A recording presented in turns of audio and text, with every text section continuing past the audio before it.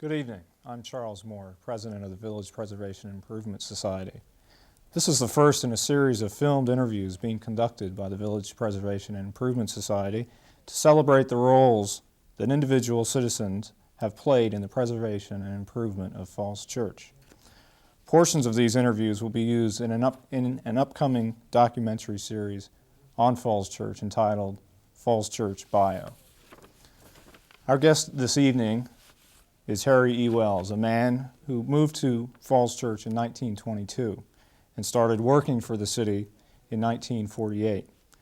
Over a period of 35 years, he held the positions of treasurer, city clerk, clerk of the court, register of voters, purchasing agent, and city manager.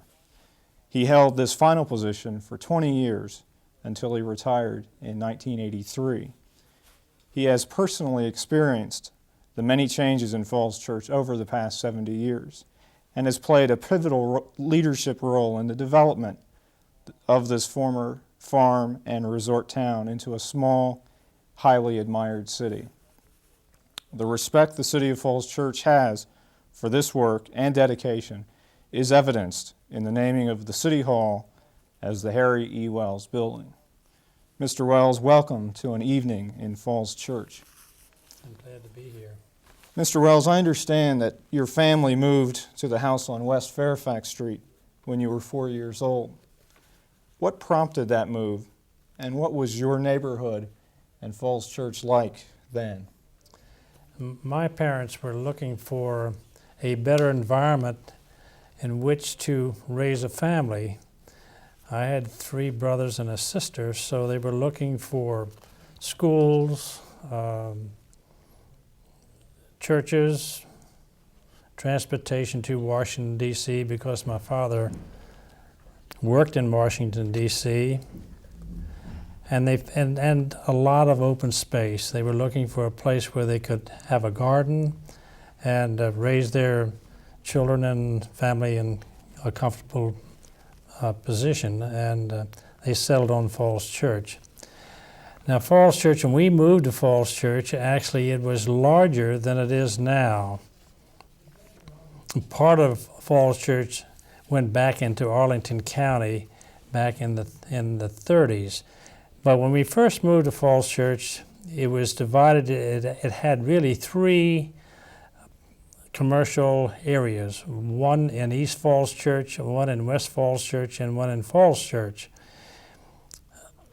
The Falls Church area was it would be the intersection of Broad and Washington Street, and everyone referred to that as the village. Now, in East Falls Church, there was always the Old Dominion Railroad Station, a stop for the electric railroad, a grocery store, a hardware store, a post office, a barber shop. And in West Falls Church, there was again a stop for both the Old Dominion and the electric railway. Included there was again a grocery store and a hardware store and the post office. In the village, which was the largest part, largest commercial area in Falls Church, again included a post office, a hardware store. It was Brown's Hardware Store, which still is on the corner of Broad and Washington Street, a grocery store owned by Abbott's, a bank, a telephone facility, a real estate office, a home owned by a church, and then there was a store on that side of the street that also had sold yard goods. Now, on the other 2 corners, oddly enough, there were Sam Pohos had a grain and feed store on one corner, and going south on Washington Street, there was another grocery store. On the opposite side of the street, there was another grain and feed store, owned by Lynch's. Now, if you were going north on North Washington Street, you would have another a grocery store. It was owned by Taylor, John Taylor, who was later sheriff of Fairfax County. There was a shoe store on South Washington Street. It would be on the southwest corner. It would be on the southwest side of South Washington Street. And starting at the corner, there was the bank building, which was frame, and next there were two homes, and then you came to the shoe shop that was actually operated by a black man. Now, to get to those buildings, across to the first three houses and to the shoe store, you had to cross it on little bridges to get to those houses, because there's a running stream going down South Washington Street on that particular side of the road. We also had the Blacksmith Shop, which was located on Fairfax Street. It'd be West Fairfax Street, where I lived. It was down about maybe a block, close to where Douglas Street is now. And we used to spend Saturdays, especially on Saturdays, if it was a rainy Saturday and we didn't have any chores to do on the 2.5 acres that my father and mother owned, we would spend our time at that blacksmith shop, because our friends that went to school in Falls Church would bringing their horses in to be shoed.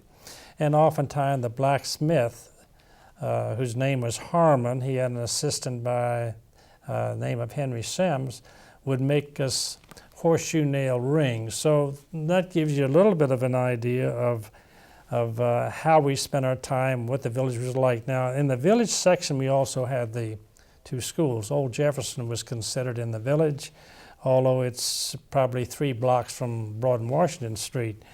And then you had the elementary school, which was now the Washington House, that was adjacent to the State Theater. So that was give you a general picture of the town when we moved there in the 20s. Slowly, I think that when the automobiles became more abundant and people bought those, the grain and feed stores went out of business, of course, and the blacksmith, instead of shoeing horses in Falls Church at his shop, he had a truck, and he and his assistant, Henry Sims, would go out onto the farms and do the shoeing. But that sort of gives you a thumbnail picture of what Falls Church was like. To give you an idea of homes, in just one small area of Falls Church, I delivered newspapers in the area starting at Jefferson Street all the way up to Fairfax Street, and everything east to what is now the Seven Corners area, and I delivered every house, and with 60 newspapers. So that gives you an idea in that particular area how many people lived there, because it was a small community, and not like it is now. It was a pleasant place to live in and be brought up in. You knew everybody. They sort of kept track of you, and you kept track of them, and it was really a nice environment. So I think my father and mother made a good choice when they came to Falls Church.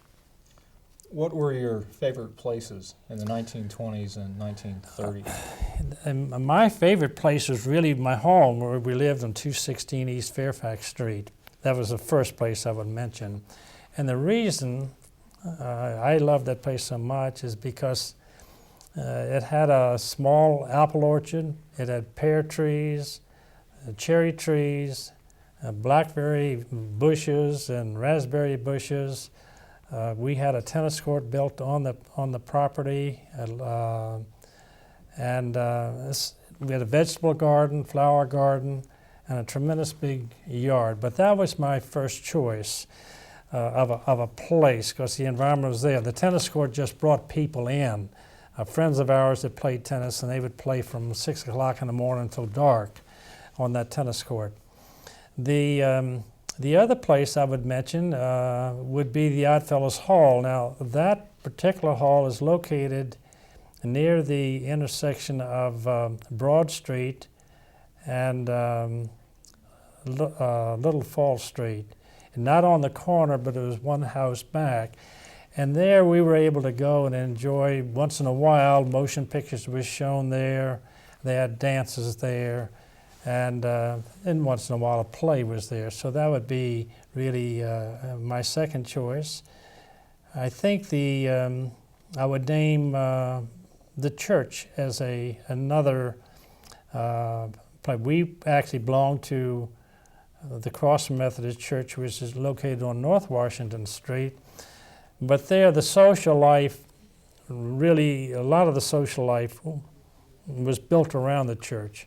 When school was out, that ended school in the summer months. So, but the church was all year round, and I had many fond memories of the activities that were connected with the church. What were some of your favorite activities growing up in Falls Church? Well, I think that I was always inclined to the sports. We played in season, and in those days you played in season. Starting from the fall of the year, we'd be playing football, and then we'd wander into basketball at the same time, really. Now, we had no indoor courts in those days. We played on an outdoor court, so there were dirt courts. But we played baseball and then, of course, tennis. Those were the sports that I enjoyed more. I also enjoyed hiking, because you have to remember when in those days I could go right through my backyard, out of our back door, and go all the way to walk all the way to what is now Annandale, and never see a house there. Now, one of the activities that we used to enjoy, I enjoyed very much, we called it a paper chase, and that's where the hiking came into it. And it was a social event, really. We'd meet the day before or the night before, and we would tear up newspapers in small bits.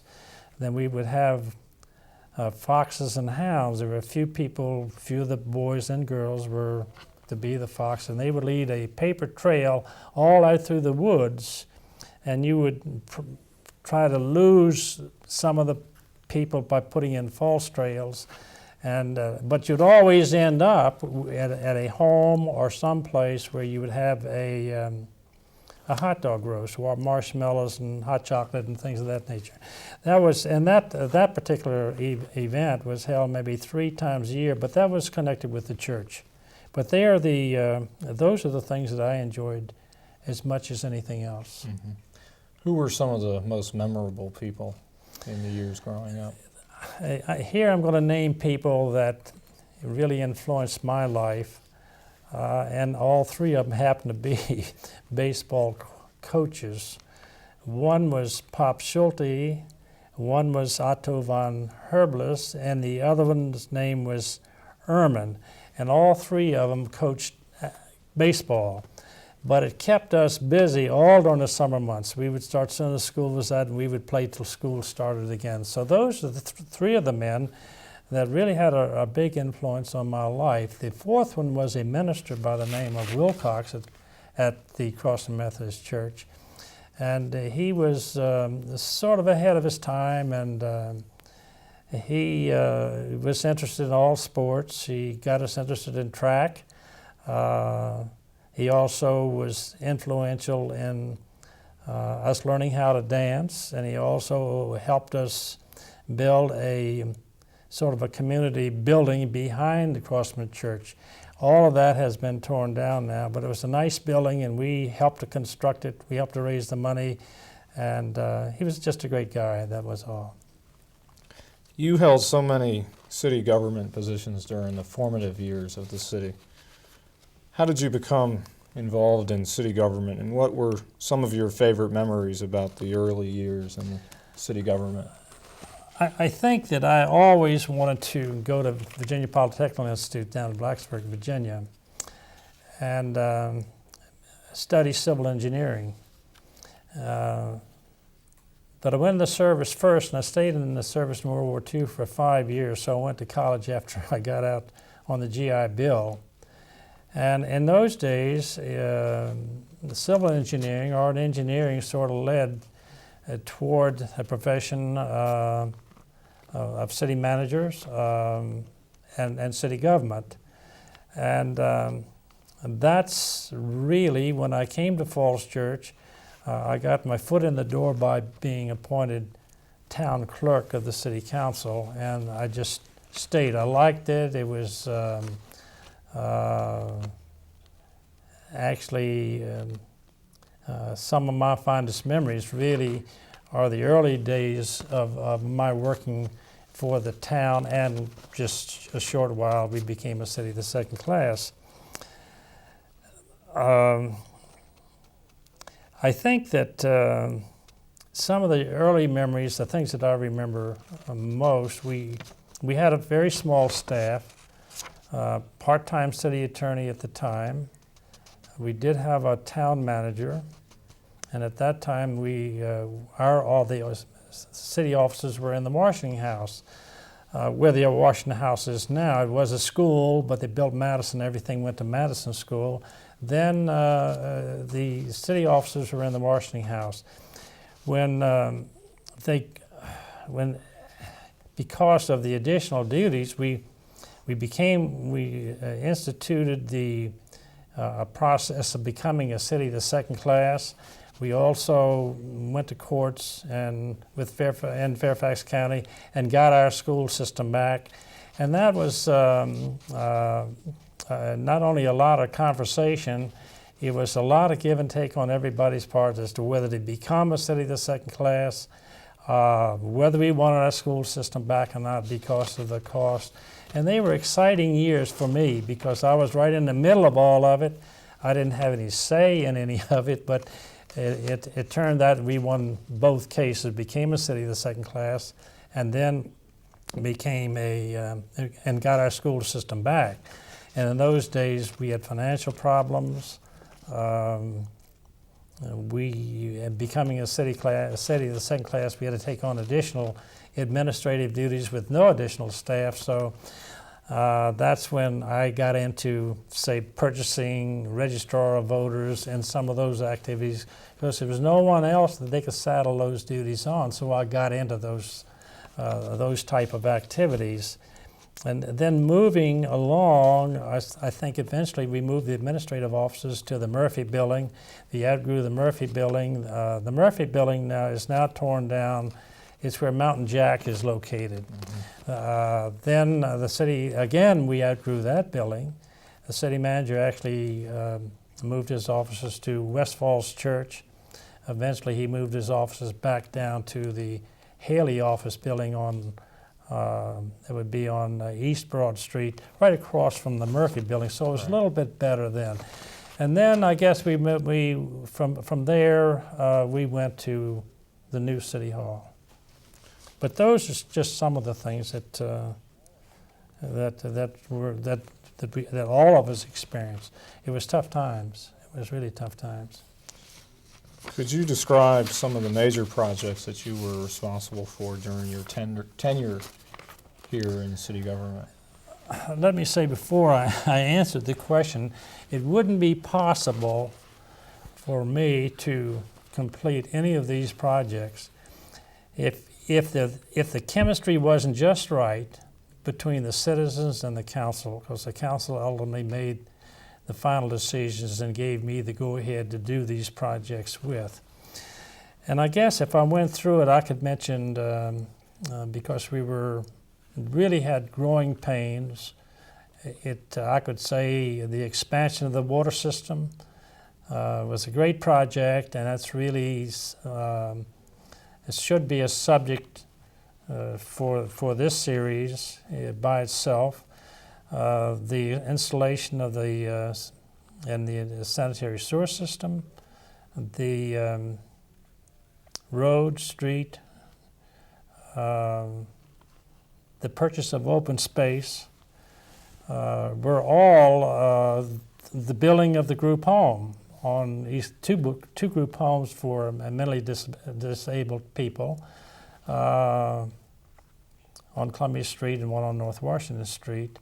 And really the purchase of property was more than just for the city open space. Oftentimes it was for a parking lot or parking lots, the tank sites for the water system, pumping station sites. The one that I like the best, really, and really is, I'm proud of all of them, but this one sort of sticks in my mind as one of the best, and that's the complex around City Hall. Now, I made some notes on that because there's some figures and things that I think that most people wouldn't realize. How we put that together and how long it took to put together and how much money it took. In today's dollars, it's not very much, but in those days, when we bought it, we had to really go deep in order to come with the funds to buy the property. The property that I'm really talking about is located on, as everybody knows where the City Hall is, but it's generally the corner at Little Falls Street, Great Falls Street, and Park Avenue, back to the series of houses just behind the City Hall complex. Now, the Raleigh tract, containing some 8.4 acres, was actually purchased in December 1956, and we purchased it from the director and visitors of the University of Virginia. They're the ones that own that tract of land. And we paid $100,000 for that 8.41 acres. Now, Ms. Parker and Mrs. Gage, who were heirs to that particular tract of land, had a life interest in approximately a little over 5 acres of it. And on that 5 acres was the Cherry Hill home, the barns, the corn crib, and a well house, I think, is still standing there. They had a life interest in that property until their death. And we built the City Hall on the other 3 acres where it now stands. That City Hall was dedicated in 1957. Now, during July of 1966, the city acquired another 1.9 acres that were owned by 2 doctors. And that, to show you the difference in price, that 1.99 acres, and that happened to be really on the corner of Great Falls Street and Little Falls Street, and the community center is on that tract of land now. And we paid $96,000 for that. The city paid $96,000. So we bought 8.41 acres for $100,000. Then later on, we bought less than 2 acres of land for $96,000. But that was in 1966. Then the last parcel we bought was actually in 1974. We acquired from Judy Burge Sides, who happened to be a niece of the Gages and the Parkers. We bought 4.74 acres, and that now costs 4.74 is $567,417. And on that tract of land, the senior citizen located on that tract, the tennis courts, the basketball court. That gives you an idea of what was placed on there. So it took us 16 years to put that package together, and we paid a little over $764,000 for that package of land. I might add at this stage that the site the library on was actually given to the city.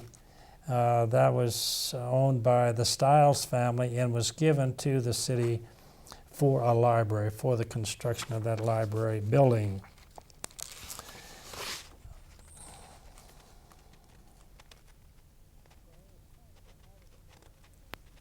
So in a sense, I would say that that City Hall complex serves the populations from the cradle to senior citizens. It's got a little bit of everything there, plus it's nice open space. It's almost in the center of the city, and the population can generally walk there if they wanted to. I have heard that you manage the city in a very people-oriented manner.